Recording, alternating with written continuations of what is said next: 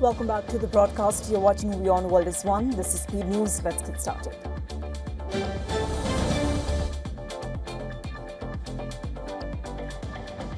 U.S. Treasury Secretary Scott Bessent urges allies to support Washington's efforts to squash Iran's economy, saying countries must choose sides as President Donald Trump threatens economic consequences for supporting Iran. Bessent vowed to step up economic pressure on Tehran as the war approaches the 6-month mark. He also urged China to join the campaign, warning that the U.S. will target countries and companies that continue to buy Iranian oil, transfer money, or conduct business with Tehran.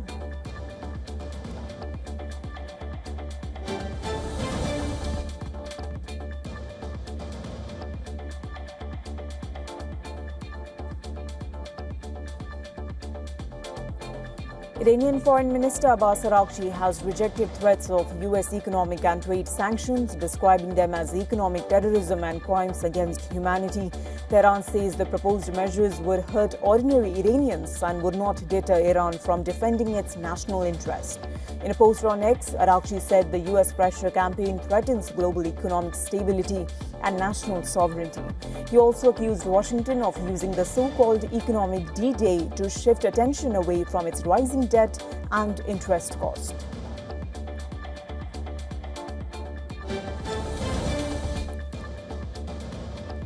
Maritime security agencies say a U.S.-sanctioned tanker has been hijacked in the Gulf of Aden after 6 armed men boarded the vessel and forced it towards Somalia. The Seamal tanker sent a distress call after being approached east of Al-Mukalla, Yemen. The ship was sanctioned by Washington over alleged links to Iran's shadow fleet and accusations of transporting Iranian oil using deceptive shipping practices. The incident comes amid a resurgence in Somali piracy.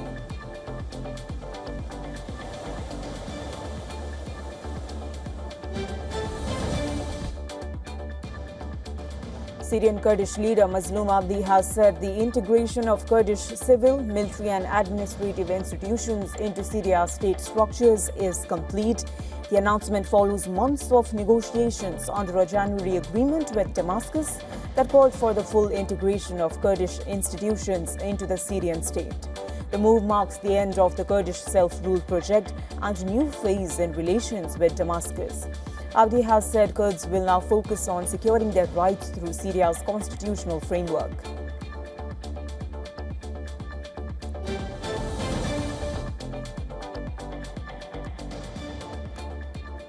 A 35-year-old Albany woman has been charged with supporting ISIS over an alleged plot to bomb the New York State Capitol and target lawmakers.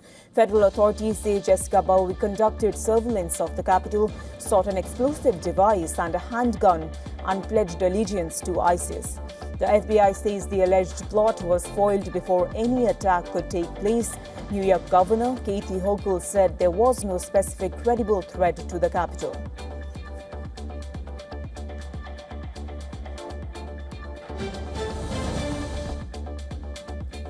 First Lady Melania Trump has announced a new partnership with IndyCar, Fox Corporation, Indiana University and Purdue University to expand educational and career opportunities for young people aging out of foster care. The initiative, called Fostering the Future, aims to help young people access college education, build careers and achieve financial independence. IndyCar says the partnership would give foster youth the opportunity to build careers and become future leaders. The partnership comes ahead of the Freedom 250 Grand Prix in Washington, D.C. on August 22 and 23, part of the U.S. 250th anniversary celebration.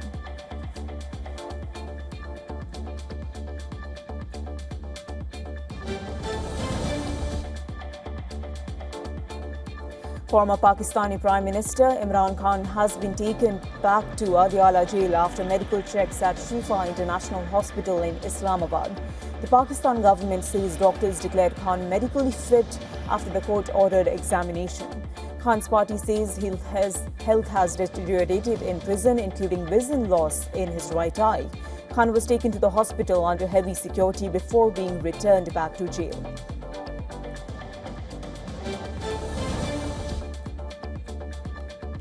Hundreds of migrants, mainly from Central America and Cuba, have left the southern Mexican city of Tapachula in caravan, seeking to reach central and northern Mexico after months of waiting for immigration and asylum process.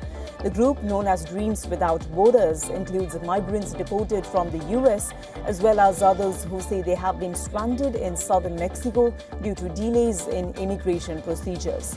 Migrants say they hope to continue their applications with Mexico's refugee agency and find work elsewhere in the country. Local organizations estimate that more than 60,000 migrants are currently stranded in the region.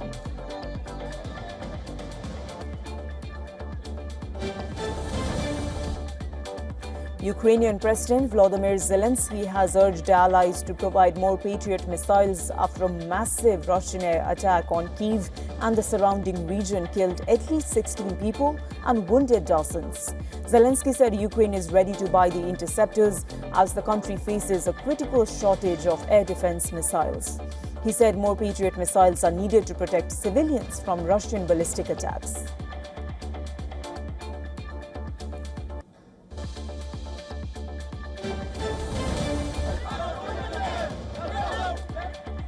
Hundreds of Tunisians have protested in the capital against President Kais Saied, citing power cuts, drinking water shortages and political repression.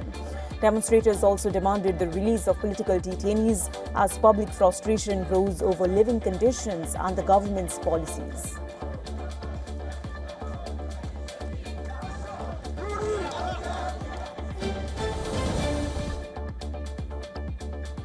A Bolivian court has suspended the pre-trial detention hearing for Fernando Cermedo, an advisor to Argentine President Javier Milei, who is under investigation over the alleged attempted femicide of his former partner. The lawyer says a forensic analysis of Cermedo's phone found conversations allegedly discussing the elimination of her partner. Prosecutors are seeking formal charges and pre-trial detention at Bolivia's maximum security Chonchocoro prison.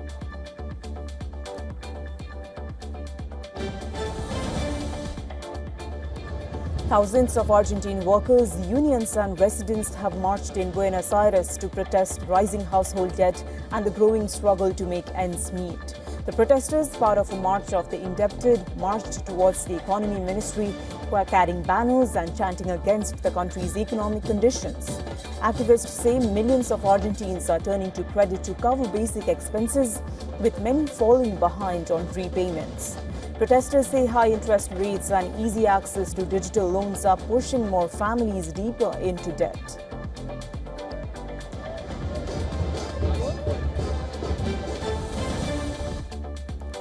Dozens of Waorani indigenous people have marched in Ecuador's Amazonian city of Puyo, demanding the permanent closure of oil block 43 ITT in the Yasuni Reserve. The protest marked 3 years since they voted to end oil extraction in the block. The Waorani say the government has failed to fully implement the referendum and are calling for an end to oil extraction in their territory. The government has said the block's 247 wells will be decommissioned over 5 years and 5 months.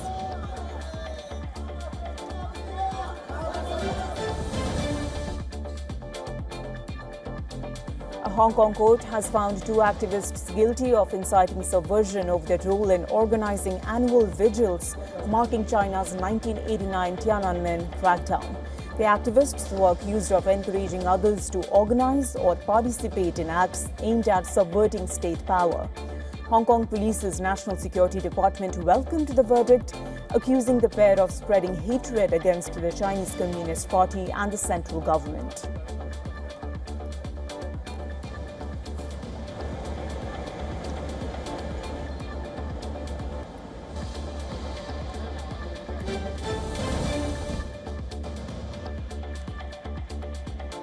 Serbian firefighters are battling a massive wildfire in the protected Deliblatska Peskara Natural Reserve, where more than 3,600 hectares have been affected by the blaze. The fire, which has been burning since early August, has forced evacuations as strong winds pushed flames toward homes near the reserve. A Russian waterbombing aircraft has been deployed to support Serbian firefighters as they work to contain the blaze. Temperatures have reached 39 degrees Celsius in parts of Serbia, with extreme fire conditions reported across the Balkans.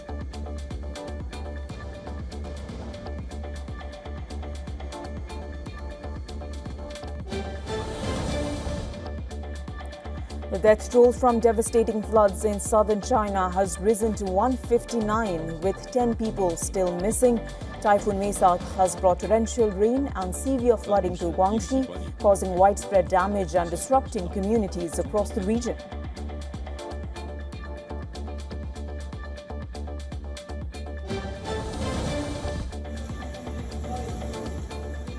Heavy rain flooded parts of New York City, including a subway station, as the city faced a threat of flash flooding.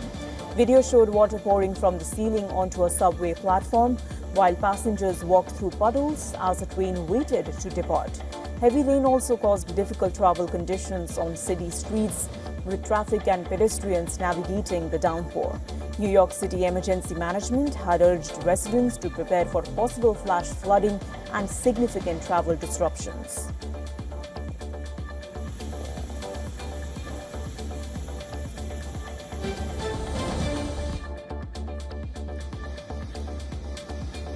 Floodwaters swept through the northern Italian town of Isola di Fondra after a swollen stream overflowed amid severe weather. Firefighters evacuated around 250 people from a nearby campsite as rising water and the threat of a landslide raised safety concerns. Emergency crews and heavy machinery were deployed to deal with the flooding. Italy's Civil Protection Department even issued an orange weather alert for Lombardia on Friday, warning of further flooding risk.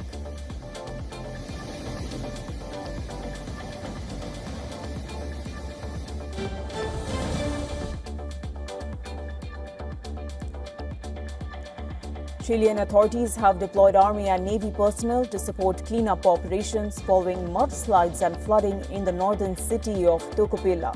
More than 1,000 people remained in temporary shelters across the Antofagasta region, with nearly half in Tocopilla. The mudslides damaged homes, vehicles and roads, while military personnel and volunteers worked to clear mud and debris. President Jose Antonio Cast visited the affected areas as authorities reported no deaths or missing people.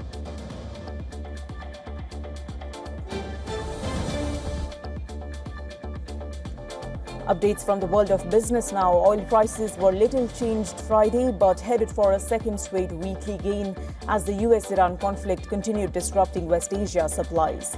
Brent rose to $93.23 a barrel, while US crude slipped to $86.78.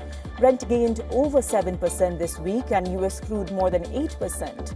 Disruptions around the Strait of Hormuz, through which roughly one-fifth of global oil consumption normally passes, remains a major supply concern.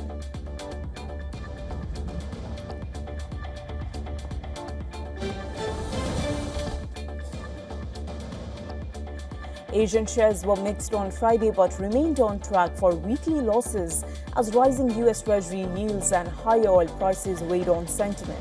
Japan's Nikkei fell 0.8%, extending its weekly decline to 4.4%, while South Korea and Taiwan also remained lower for the week.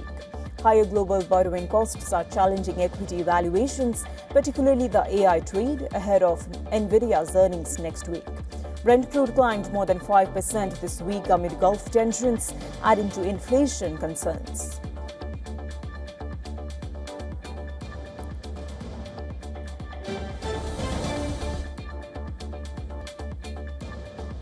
Japan's core inflation accelerated to 1.8% in July, up from 1.6% in June, moving closer to the Bank of Japan's 2% target.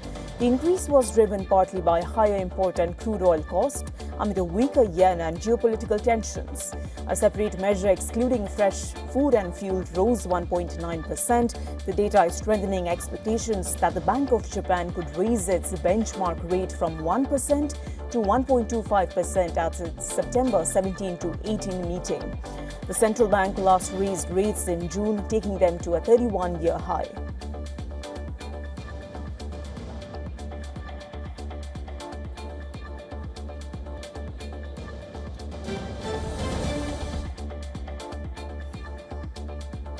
Walmart is seeing signs that US shoppers are pulling back. Its comparable sales rose just 2.6%, missing the 3.8% expected by analysts and marking the retailer's lowest growth in 6 years.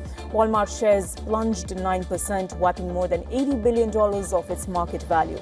Higher gasoline prices are adding pressure, with Walmart expecting fuel costs to be $2 billion higher than previously forecast. Still, the retailer raised its full-year sales and profit outlook, helped by e-commerce sales that grew 24%.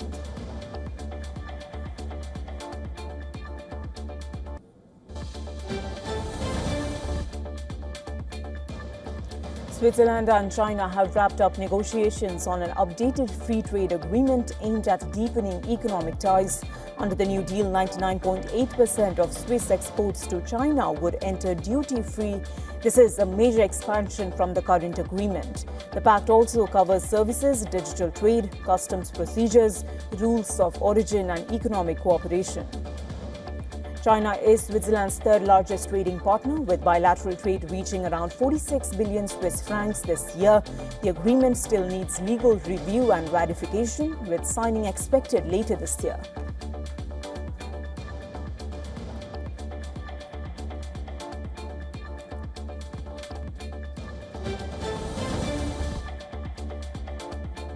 Canada and the US say they are very close to a trade deal, but key issues remain unresolved. Talks are aimed at easing tariffs that have strained relations between the two countries. The pressure is mounting, with the US threatening 50% tariffs on about $20 billion of Canadian goods. Under the proposed deal, tariffs on Canadian-built vehicles could fall from 25% to 15%, while steel and aluminium tariffs could be cut in half. Negotiators are also working through disputes over Canadian content in goods, auto parts, and access for US alcohol in Canada.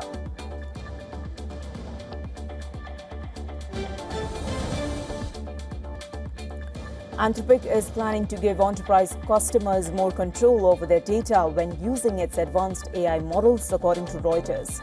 Under the proposed change, business customers would still have to retain data for 30 days, but they could choose to store that data on their own cloud infrastructure. The company is also expected to introduce a new AI safety system later this year, with the changes designed to give businesses more control while maintaining safety measures. Anthropic has been working on the system for months and has coordinated with more than 100 customers, including Salesforce, to develop the new approach.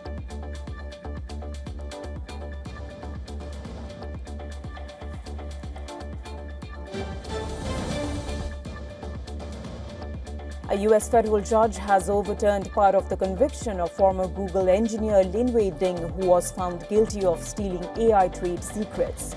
The judge said there was not enough evidence to prove that the engineer knew or intended that the stolen information would benefit the Chinese government.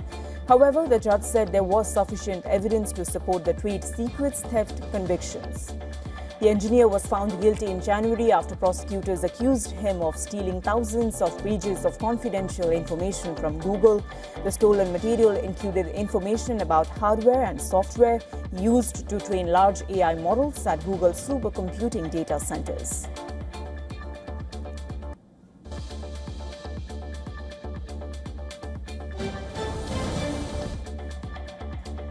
The Nevada Transportation Authority have approved permits for Tesla, Uber and Waymo to operate commercial robotaxis in Clark County, home to Las Vegas. The three companies could deploy up to 8,000 autonomous vehicles over the next 12 months. Tesla's permit allows up to 5,000 robotaxis, while Waymo and Uber can each operate up to 1,000. Uber will work with autonomous vehicle partners, including Motional and Zoox. However, Tesla says it is unlikely to deploy all 5,000 vehicles within a year.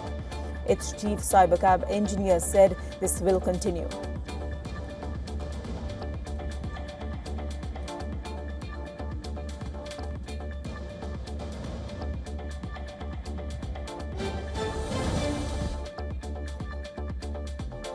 Roblox is asking a U.S. federal court to dismiss a wrongful death lawsuit filed by the parents of a 13-year-old Kentucky girl.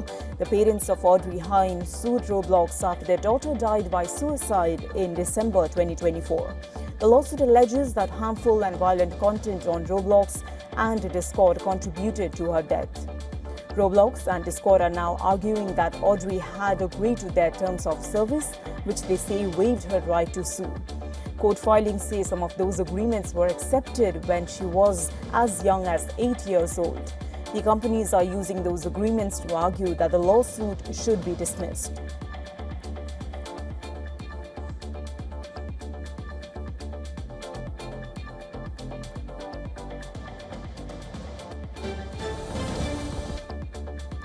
Two U.S. senators are demanding answers from TikTok over an algorithm experiment that disabled a safety feature for millions of American users.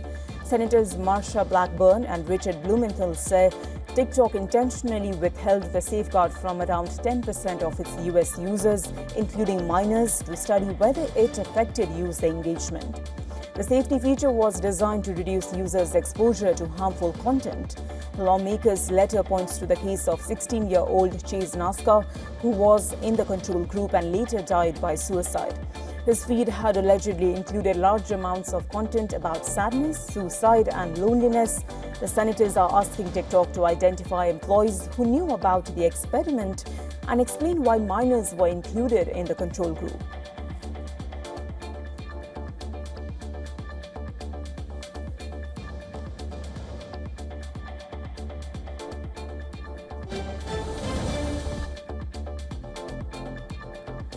At 46 years old, Brazilian football icon Ronaldinho has made a sensational return to professional football after signing with Italian third division club Ravenna FC. Ronaldinho has said that friendship and passion were the key reasons behind his decision to return to football. The Brazilian legend also stressed that he wants to offer more than just his famous name, aiming to help and inspire the other players with winning as the ultimate goal. His return to Ravenna FC goes beyond his registration as a player, with the Brazilian legend also acquiring a financial stake in the Italian club.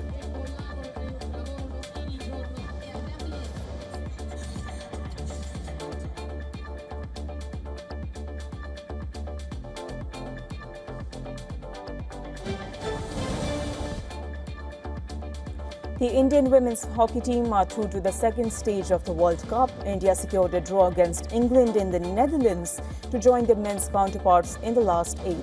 India needed only a draw to guarantee qualification, while higher-ranked England need a victory, and India held on for a 0-0 result to qualify for the last 8. India goalkeeper Bichu Devi was the star of the show as she made crucial saves in the dying moments to ensure the score remains goalless.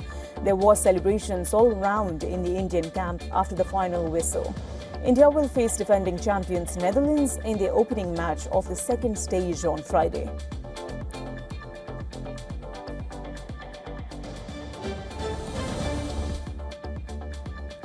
India suffered a huge blow at the Badminton World Championships in New Delhi as PV Sindhu and Ayush Shetty were knocked out in the pre-quarter-finals. The twin defeats bring the country's singles campaign to an end. Two-time Olympic medalist Sindhu's hopes of winning an unprecedented 6th World Championship medal descended with a grueling 11-21, 21-15, 17-21 loss to China's world number 3 Wang Ziyi, who battled severe cramps in both legs to advance to the quarterfinals. While in the men's singles, India's Ayush Shetty fell to Indonesia's 11th seed Alwi Farhan.